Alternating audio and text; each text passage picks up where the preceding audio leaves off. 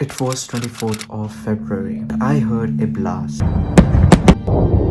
So we ran, grabbed everything and went to the nearest metro station. There are no street lights. So we went to the bunker. We slept in turns. If you're seeing this video, then I am alive. For how long? I don't know. This is a war. This is the beginning of World War III. Day 3. We were still in the bunker. The embassy still didn't update us about anything. We went up to get some food. And then this happened. Oh shit guys, जल्दी भागो, चलो चलो बढ़ती जा रही है आवाज, close आ रही है आवाज, खा ले, चलो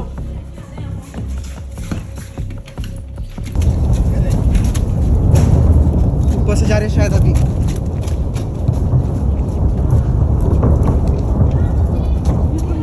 Guys, जाओ.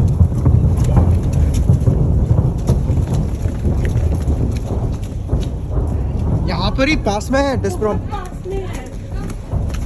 It was scary.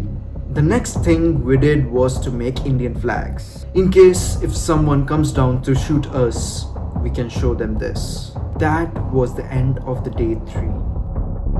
Day 4. They said that this will be the most dangerous day because they will be firing near the city center, which is our place. We came back home from the bunker. We could literally see Ukrainian army with the guns fighting the Russian army through our kitchen window.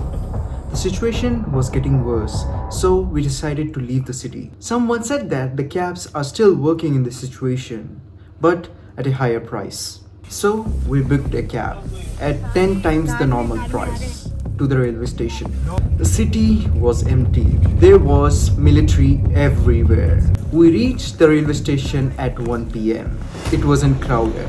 They said that the next train is at 4 p.m. While we were waiting, the videos started popping up.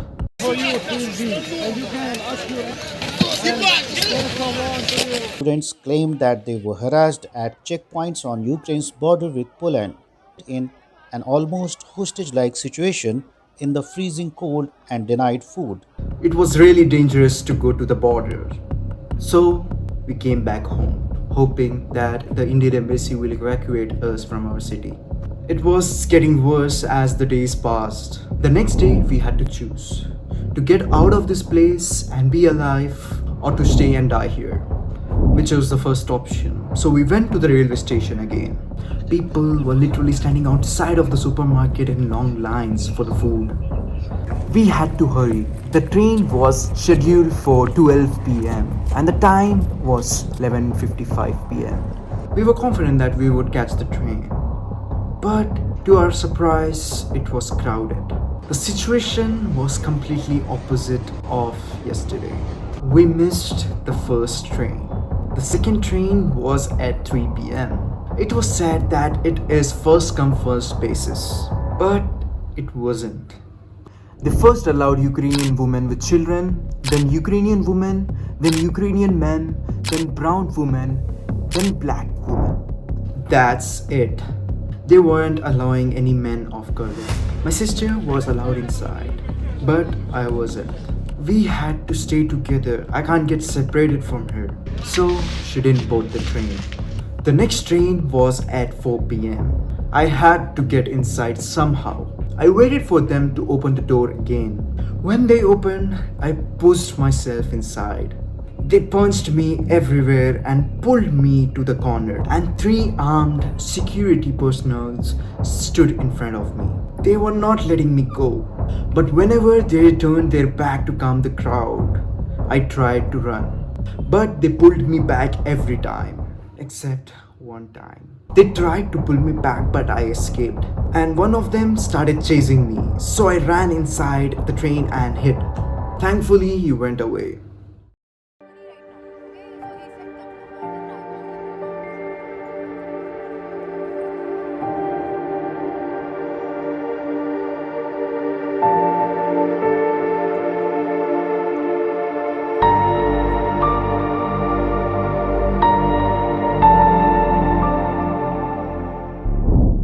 We took the train to Lviv, which was 16 hours of journey. We arrived at 11 a.m. the next day.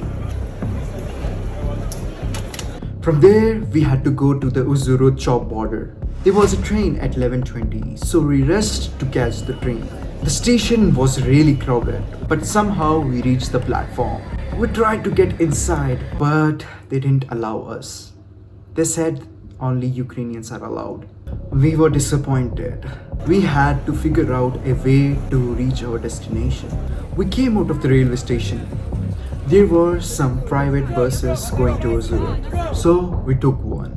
While we were in the bus, I heard the news of my senior, who was in 4th year, got killed while he was waiting in the line of a supermarket, and saw some videos of the ministry building getting destroyed, which was really close to our place.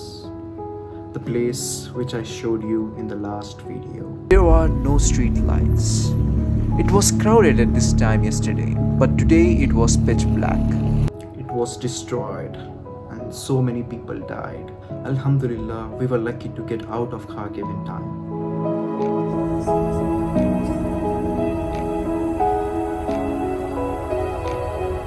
It was 6 hours of journey to Uzurut, but it took us 7 hours because of the traffic. They dropped us off in the railway station of Uzurut. From there, we took a van to the Chop border of Hungary, which took us 1 hour to reach. The border was filled with Indian students. There were 2 lines, one for the immigration and another for the train ticket to the Budapest, the capital city of Hungary. We patiently waited there. The line was not moving at all. So I went to the middle of the line and asked the people there, "Since when are you waiting?" They said they were waiting since 12 p.m.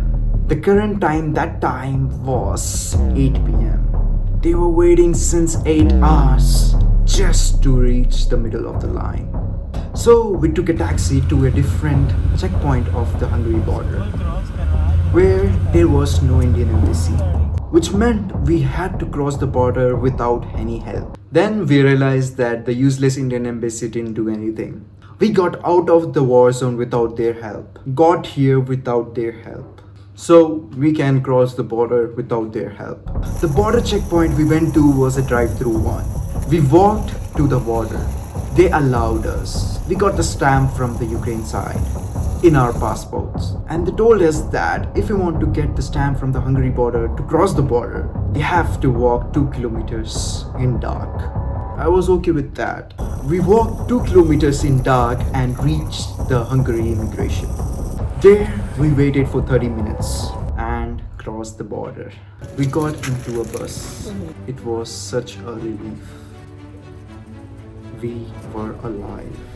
We were safe. The 3-day struggle paid off. We were really lucky to be in the right place at the right time. But some weren't lucky. They had to wait 3 days in -degrees just to cross the border. And the people who left after us had to walk 30 kilometers just to get to the border. The Indian embassy and the Indian government didn't help us in any way. I have seen many tweets and news that they are claiming that they evacuated us from the war zone. They picked us up from the war zone and brought us to India. But they didn't. Come on, stop lying. We 20,000 students crossed the border by our own without your help. And we know the truth.